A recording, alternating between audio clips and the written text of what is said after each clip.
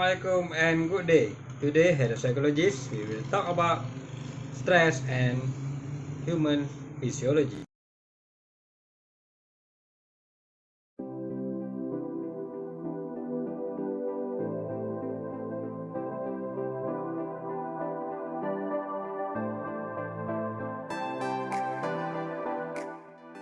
Minasasha, as a stress survivor, can you share about your experience and the factor that caused your stress? Thank you, Mr. Zul, for the question.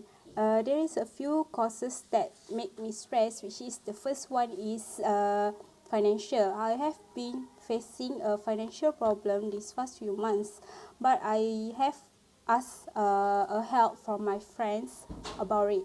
And the second factor is personal problems, which is I have a big conflict with my coworker that they get jealous when I got a promotion. Then the third one is work. Since I have got a promotion, I have been facing a lot of work burden. To overcome or to survive from the stress, I would write a journal. Whenever I have an event or incident that made me stress, I would write everything on my journal. Then the second one is having a me time. I would drive alone and go to my favorite coffee shop to get a coffee. Then the next one is exercise. Since exercise is one of my favorite. Okay, Ms. Fadila, as a clinical psychologist, can you share about the stress mechanism related to the human physiology and stress? Thank you, Mr. Zul, for the question. So, stress engages in psychological distress and leads to change in the body that may have short and long-term consequences for our health. Two interrelated systems are heavily involved in the stress response. So, let's get into this. Okay, the first one is sympathetic adrenomedullary, or also known as SAM system.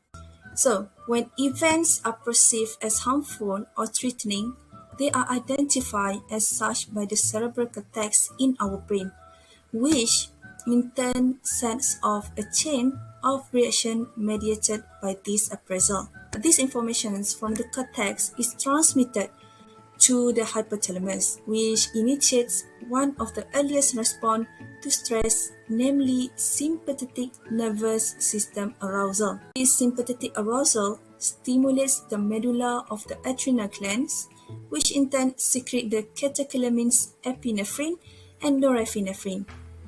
So these effects result in the crank-up feeling we usually experience in response to stress situation.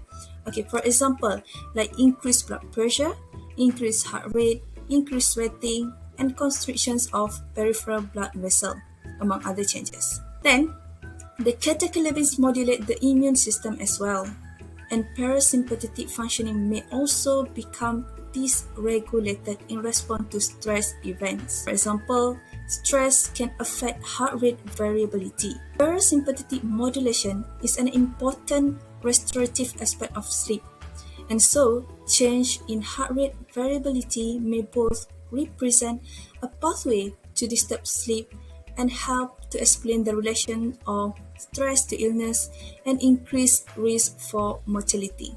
The second system involved in the stress response is the hypothalamic pituitary adrenal, which is HPA axis, that also activated in response to stress.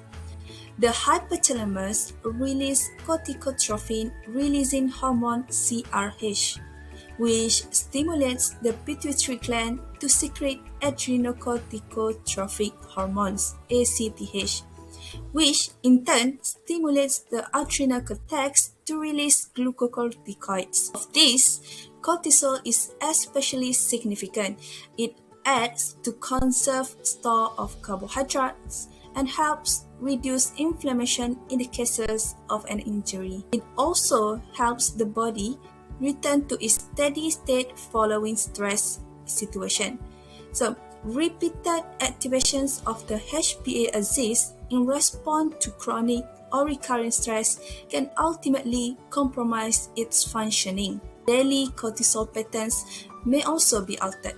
People who are under chronic stress, however, can show any of several deviant patterns like elevated cortisol level long into the afternoon or evening, a general flattening of the daily rhythm, and exaggerated cortisol response to a challenge, a protracted cortisol response following a stressor, or alternatively, no response at all. Any of these patterns is suggestive of compromised ability of the HPA in response to stress situation. Okay, next, for the Mehzati, as a counselor at a counseling psychologist, can you share about the intervention for the person with stress? Yes, sure, Mr. Zul. From my experience, there are few ways for treating people who have high level of stress. The first one is mindfulness meditation and acceptance or commitment therapy. Mindfulness meditation teach people to strive for a state of mind marked by heightened awareness of the present, focusing on the moment, accepting and acknowledging it without becoming distracted or distressed by stress. According to Sctl, Nicholas and Prakash in 2014, mindfulness can improve quality of life, reduce anxiety, and improve coping. So the goal is to help people approach stressful situations mindfully rather than reacting them automatically. So acceptance and commitment therapy, ACT, is a cognitive behavioral technique that incorporates acceptance of a problem's mindfulness regarding its occurrence and condition that elicit in and commitment to a behavior change. So the second one is expressive writing. Writing anything that involves emotional state increases the short-term distress. So according to Stanton in 2010, recently expressive writing intervention have encouraged emotional approach coping. So talking or writing about stressful events provides an opportunity for clarifying one's emotion. Next is self-affirmation. When people positively affirm their values, they feel much better about themselves and show lower physiological distress or activity. So self-affirmation can reduce the defensiveness about personally relevant information and consequently make people more receptive to reduce their risks. Now, researchers using self-affirmation as intervention to help people to cope with the stress. The other ways in treating people who have a high level of stress is relaxation training or therapies. So this includes of deep breathing, progressive muscle relaxation training, self-hypnosis, transcendental meditations, and guided imagery. So these all can affect the physiological experience of stress by reducing the arousal. So what are the benefits? The benefits can reduce the muscle tension, anxiety, tension, blood pressure, or the heart rate. So the last way in treating people who have a high level of stress is social support. Social support can take in any several forms. The first one is tangible assistance. So this involves the provisions of material support, for example like service or financial. And then the second one, family or friends can give the informational supports about the stressful events, for example like uncomfortable medical procedure.